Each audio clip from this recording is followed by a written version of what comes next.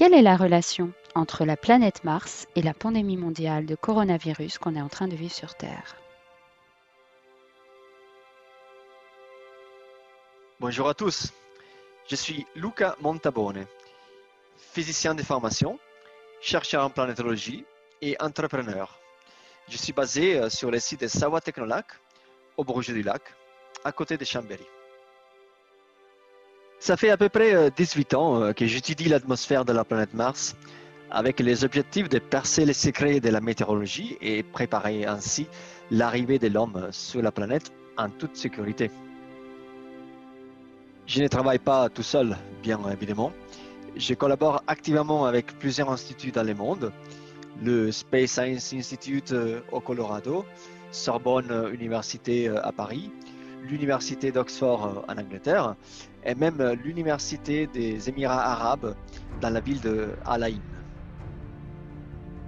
En même temps, je me consacre à un projet d'entreprise qui s'appelle Panerweka pour combiner recherche, formation et animation dans mes domaines scientifiques préférés.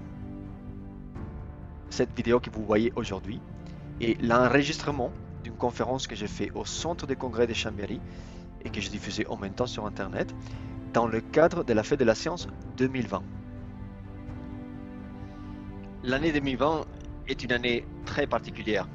Elle devait être l'année de Mars avec 4 vaisseaux spatiaux lancés par 5 agences spatiales différentes autour du monde. Mais malheureusement, elle s'est transformée dans l'année de la pandémie de coronavirus. Néanmoins, Mars et la pandémie sont deux sujets qui ont quelque chose en commun. J'ai voulu donc raconter une histoire, l'histoire de la planète Mars en temps de pandémie. Cette histoire a deux personnages principaux, la planète Mars, bien sûr, et le coronavirus. Comment va-t-elle se terminer? Pour le savoir, écoutez les prochaines 35 minutes de cette conférence qui avait comme but de montrer qu'on peut aller sur Mars pour comprendre quelques aspects de la pandémie de coronavirus sur Terre et que même en temps de pandémie sur Terre, on peut aller sur Mars. Bonne écoute à tous.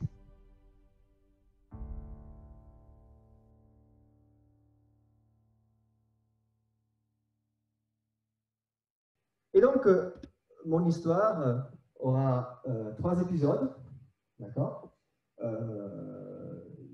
Le premier épisode, c'est un petit peu voir qu'est-ce que c'est Mars, une petite introduction à Mars. Donc là, je vous ai fait un zoom sur la planète Mars. Et je demande donc aux 1, 2, 3, 4, 5, 6, 7, 8, 9 personnes qui sont dans la salle de donner des idées. Qu'est-ce que vous voyez sur la planète si je vous mets une photo comme ça? Allez-y, s'il vous plaît. Des nuages, très bien. En fait, les nuages sont la partie blanche, tout à fait. Oui. Des vallées et des montagnes, tout à fait. On a effectivement ici des cratères et des volcans avec des cratères, bien sûr, au sommet, et des canyons aussi, en fait. Après. Pardon? Une couleur curieuse. Une couleur curieuse, tout à fait. En fait, on appelle la planète rouge. C'est pas pour rien. C'est parce qu'il y a plein de poussières. En fait, Mars, c'est un désert plein de poussière, recouvert de poussière. Si vous voyez autre chose. Bah, c'est déjà pas mal quand même. Hein. Bon, pour les experts, je vous dis qu'il y a aussi une petite tempête de poussière. Mais on verra la tempête de poussière un peu mieux tout à l'heure. OK? Donc, premier épisode de cette histoire, une petite introduction à Mars. Donc là, je vais un petit peu plus vite que tout à l'heure. D'accord? Qu'est-ce que c'est cette planète qui fait rêver les gens quand même un petit peu? Alors, c'est déjà une planète plus petite que la Terre. Donc, le rayon de Mars est la moitié du rayon terrestre. La Lune est un quart du rayon terrestre. D'accord? Si on doit remplir la Terre avec un certain nombre de Mars, donc on aurait quand même 6 Mars à mettre dedans. pour ce qui concerne la masse, vous voyez, en fait, c'est 1/10 de la masse de la Terre. Donc, tout ça fait qu'effectivement, la gravité est un peu moins d'un tiers de la gravité terrestre. Okay? Vous avez les valeurs précises pour ceux qui aiment bien la précision de la mathématique. Alors, si on va comparer notre planète et Mars, alors la chose première qu'on voit, c'est qu'ils sont tous les deux inclinés, l'axe de rotation est incliné d'un angle pratiquement pareil, enfin presque pareil, 23 degrés et 23,5 pour la Terre, 25 degrés pour Mars. La période de rotation est à peu près la même, 24 heures, on le sait, pour la Terre, 24 heures et 40 minutes pour Mars. Donc le jour martien est un petit peu plus long, on a 40 minutes en plus, donc on peut travailler un petit peu plus, d'accord? Ou bien on peut s'amuser, on peut dormir, ce que vous voulez faire, vous avez 40 minutes en plus pendant chaque journée. Là, le fait que l'axe martien soit incliné de la même façon fait que, on peut me répondre, fait que sur Mars, il y a comme sur Terre, très bien, il y a des saisons. Effectivement, comme sur Terre, été, hiver, automne et printemps. La différence est que l'orbite de Mars est un petit peu plus élongée, hein, c'est un hélice un peu plus élongé. Donc, en fait, il y a un moment de l'année. Désolé, la diapositive est en anglais. Des fois, c'est difficile de trouver des diapositives en français, si tu as fait ça. Donc, il y a une partie de l'année, les saisons de automne et hiver de l'hémisphère nord. Mars est plus proche du Soleil. Donc, il n'y a plus d'énergie qui arrive du Soleil. Et dans les deux autres saisons, Mars est plus lointaine. Donc, il y a moins d'énergie solaire qui est injectée, bien sûr, dans l'atmosphère terrestre, dans l'atmosphère martienne, parce qu'il y a une atmosphère. Je vous rappelle juste un petit concept et ça nous sert pour la suite. Donc, sur Mars, le temps de l'année, on le marque avec un symbole LS. Okay? C'est la solar longitude, en longitude solaire. C'est facile comme concept. Vous avez 0 degré à l'équinoxe de printemps, 80 degrés au solstice d'été, 180 degrés à l'équinoxe d'automne, 270 au solstice d'hiver, et après on recommence l'année. D'accord? Souvenez-vous de ce concept parce qu'on va l'utiliser. L'hiver et l'automne sont deux saisons très importantes sur Mars. Mars est plus proche du Soleil, il y a plus d'énergie. C'est la saison des grandes tempêtes et des poussières. On va les voir dans la présentation. D'accord? Eh bien, le fait que Mars est plus loin de la Terre, encore au Soleil, le fait que l'orbite est aussi plus large, donc, fait que l'année martienne est plus longue que l'année terrestre. On a 365 jours pour l'année terrestre, on sait très bien. On a 687 jours terrestres, hein, l'équivalent de jours terrestres, pour l'année martienne. D'accord? Donc, plus ou moins, une année martienne est 1,88 fois plus long que l'année terrestre. Et donc, la chose sympa est qu'on peut calculer son âge en année martienne.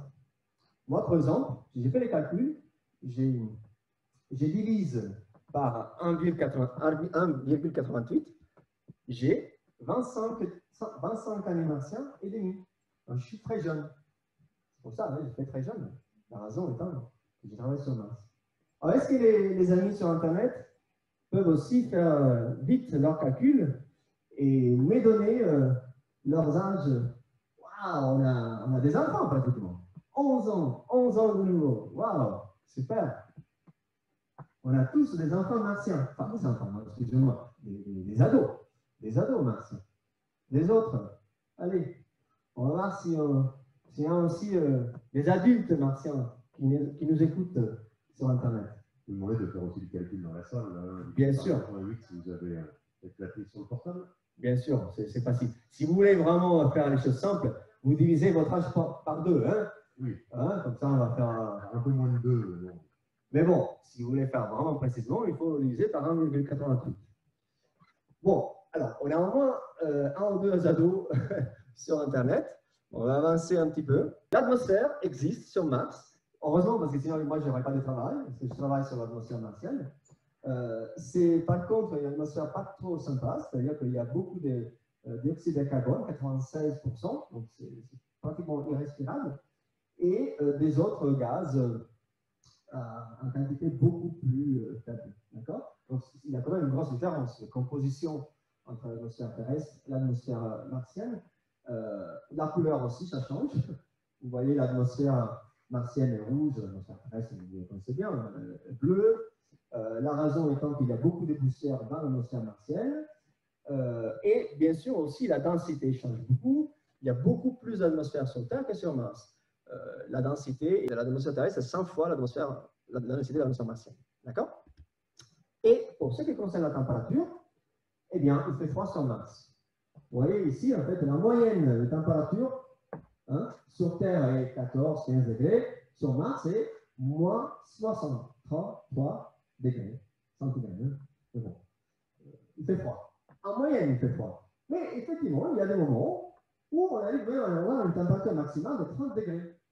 Donc, pour des temps très courts, vous allez avoir chaud sur Mars. D'accord? Mais pour des temps très courts. Au contraire, pour pas mal des moments de l'année, vous allez avoir très froid, moins 140 degrés, c'est la température minimale. Et donc, même le dioxyde de carbone se condense pour former de la glace sur le sol. Donc, vraiment des extrêmes.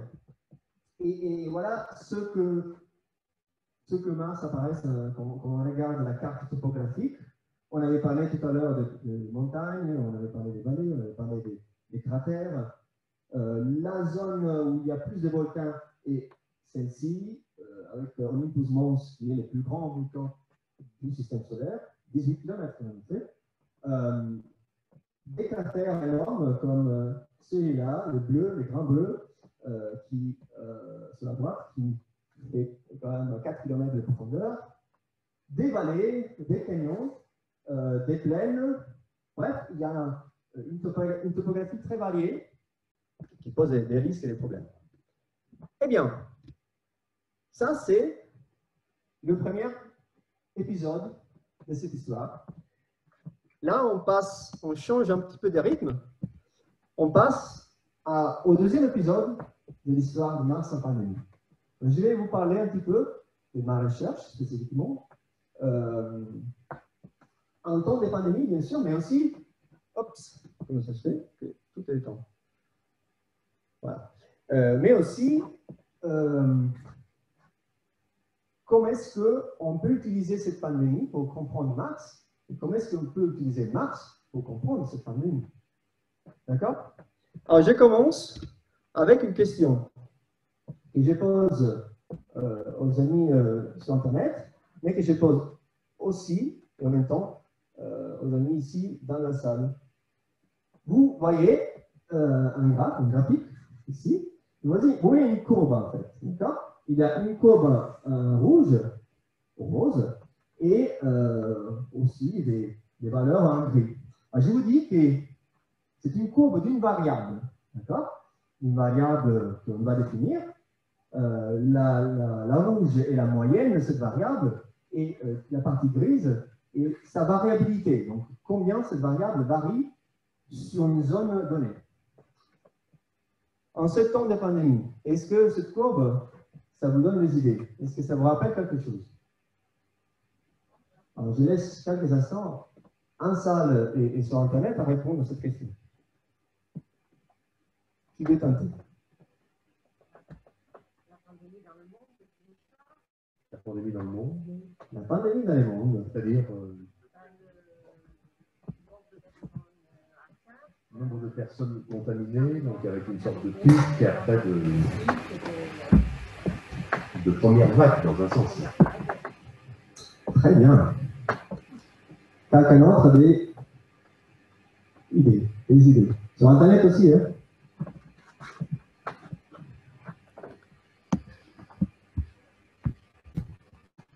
Qui a des idées?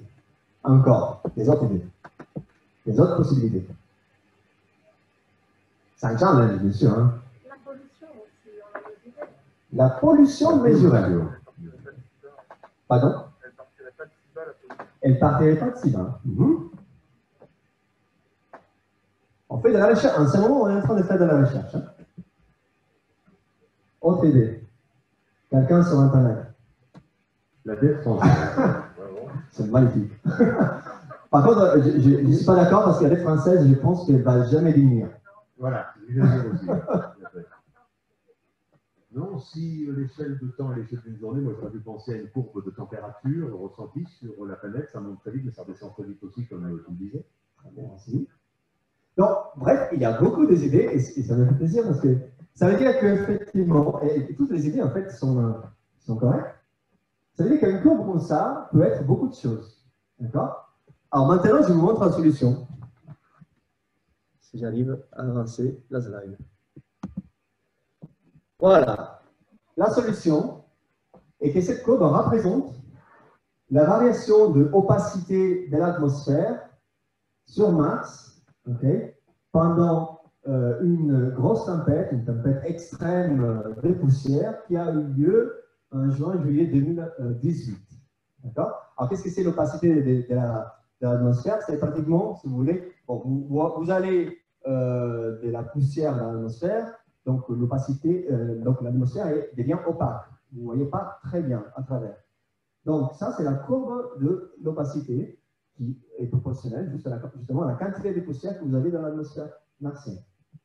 Vous voyez bien que d'habitude, il y a ce qu'on appelle en anglais background, en fond, donc des valeurs très bas, et après, il y a une croissance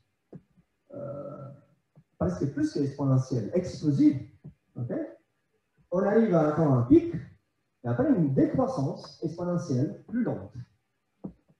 Alors, vous avez effectivement évoqué la pandémie, parce que c'est vrai qu'une courbe comme ça rappelle énormément, hein, par exemple, la courbe des patients en réanimation pendant la première phase de la pandémie en France. Là, en l'occurrence, les patients en réanimation, mais si je plante n'importe quelle autre courbe, hein, les morts, malheureusement, les patients contagieux, bah, on voit une courbe de ce type-là. Donc, croissance exponentielle, on a parlé beaucoup, les médias parlent beaucoup de croissance exponentielle. Les pics à temps, hein, le premier pic de 10 avril, et après, il y a des croissances exponentielles. Je n'explique pas à quoi ça correspond, parce que je pense que tout le monde le connaît très bien. Hein. Donc, le confinement a fait qu'il y a eu le pic et la descente. Alors, qu'est-ce que ça vous donne comme idée, la comparaison de ces deux courbes? Bah, clairement, il y a des similitudes, okay, entre une tempête extrême de poussière sur Mars et une pandémie de coronavirus, mais n'importe quelle pandémie, je dirais, sur Terre. Okay? Je ne veux pas dire, soit clair, je ne veux pas dire que l'une est liée à l'autre. Ça, c'est pas de la science. Hein. Mais je veux dire qu'il y a des similitudes, donc des choses qu'on peut comprendre sur les tempêtes de poussière qui nous aident à comprendre la pandémie et vice-versa. Okay? En particulier, donc on part de très bas, une courbe explosive au début, pic, et décroissance exponentielle. D'accord? Celui-là, c'est le premier élément clé que je voudrais bien que vous vous souveniez. Il y a des similitudes dans la forme de ces deux phénomènes. Là, on va un petit peu plus loin. Je vais prendre la courbe totale sur toute l'année 2000, une année qui commence en 2017, 2018, 2019 sur Mars, et toute l'année martienne, donc, les temps 0, 350 degrés sont les degrés LS, je vous rappelle, on mesure le temps de l'année sur Mars. Bah, vous voyez, bien sûr, un fond très bas de poussière pendant une bonne partie de l'année. Après, le pic extrême de poussière, mais aussi, on voit quelque chose en plus, c'est-à-dire un deuxième pic plus bas, une deuxième vague, comme si on utilise la terminologie qui est à la mode aujourd'hui. Une deuxième vague qui représente cette fois-ci une tempête régionale, donc à échelle plus petite sur la planète Mars, à un temps un peu plus lointain, en rapport à la grande poussière.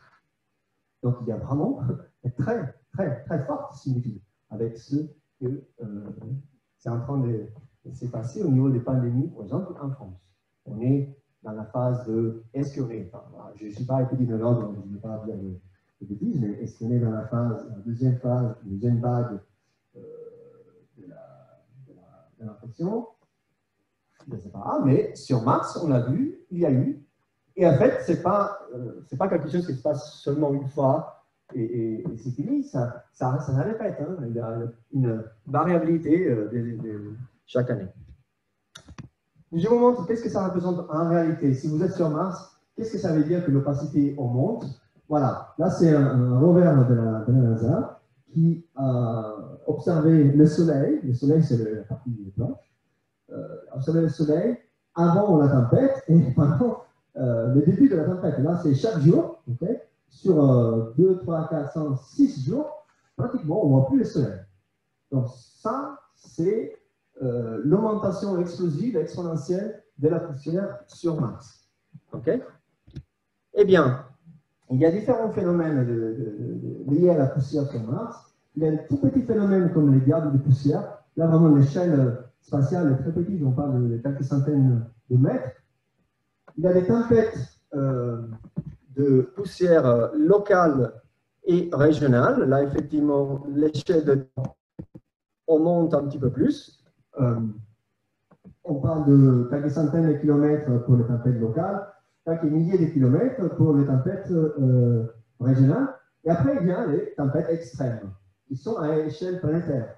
Vraiment, la poussière recouvre toute la planète.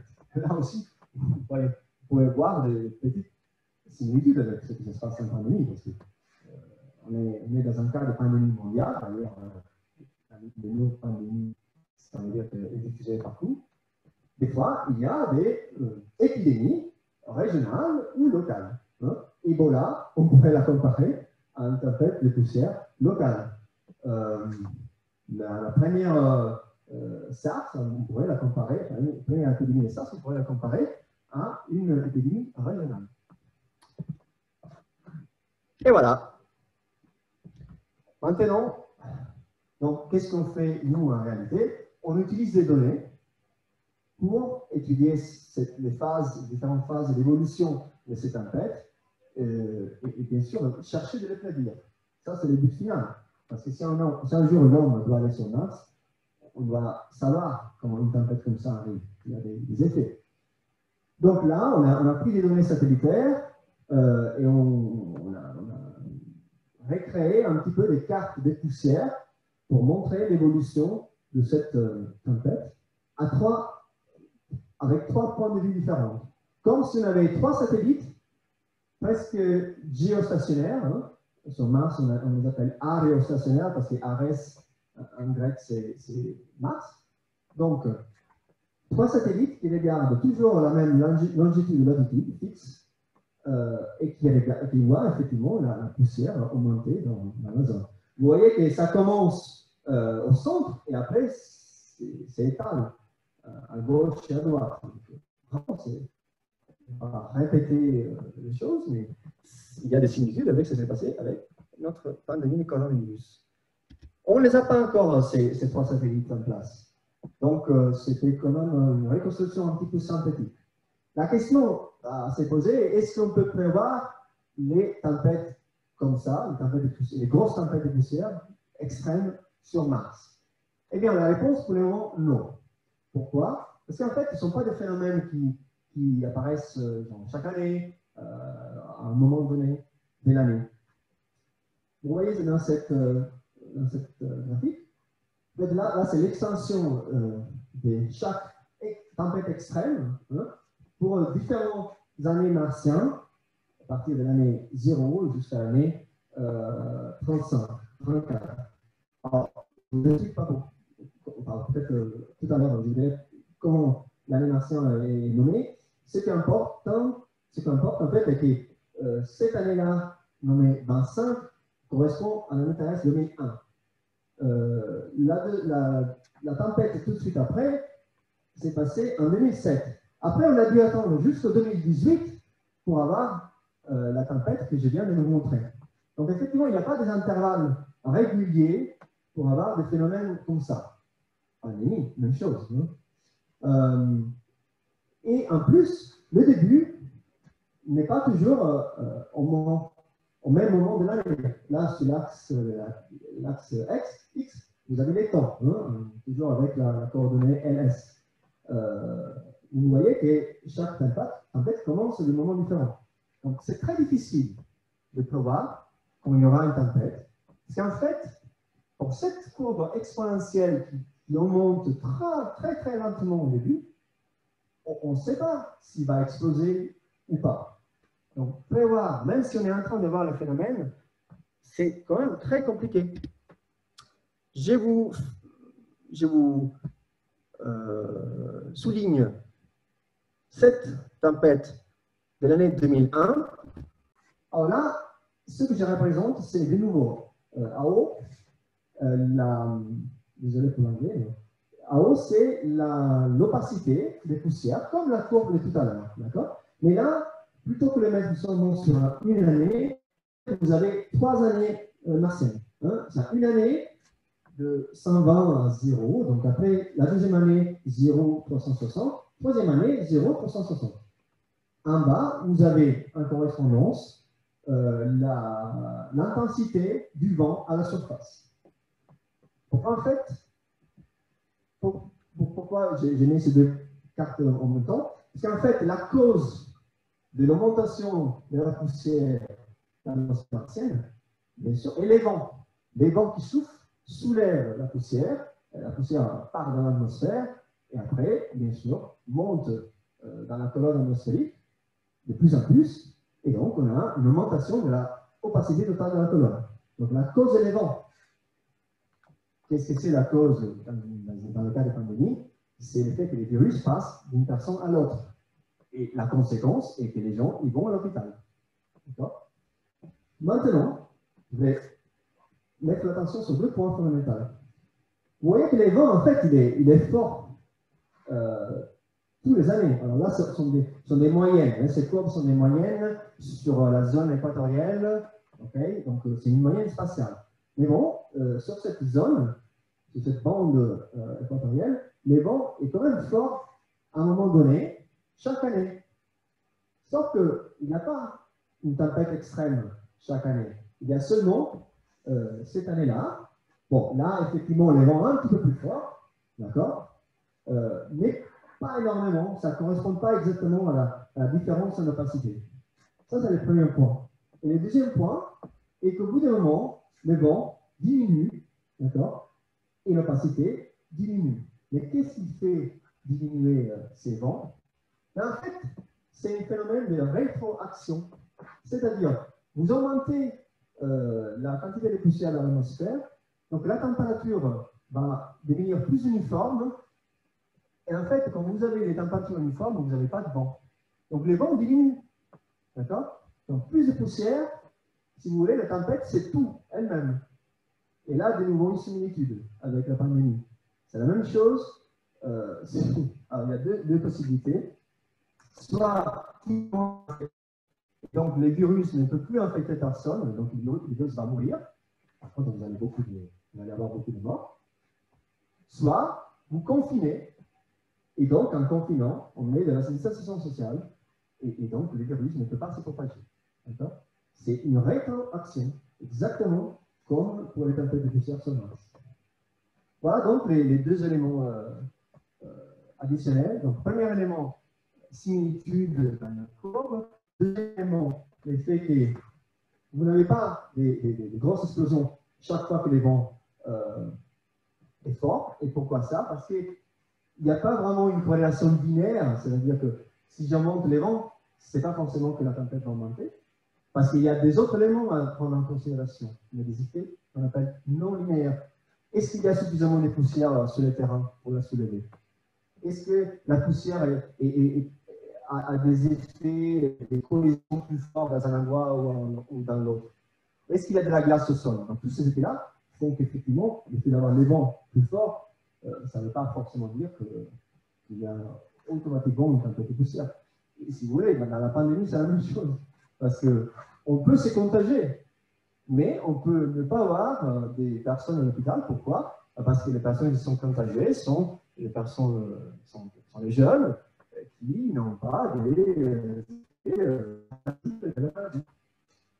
et le troisième point, justement, il y a rétroaction.